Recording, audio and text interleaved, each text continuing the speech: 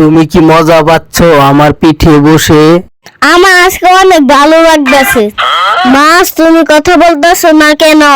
আমি তোমার সাথে কথা বলবো না, তুমি আমাকে খাবার খেতে দাওনি। আমরা তিন ভাই আজকে মাছের পিঠে বসে ঘুরে বেড়াবো। তুমি হলে আমার মাছ, আমি তোমাকে ভালো খাবার দিব। দেখো, তোমার চেয়ে তোমার ছোট ভাইয়ের মাছ তাকেই বেশি ভালো খেতে দেয় কিনা।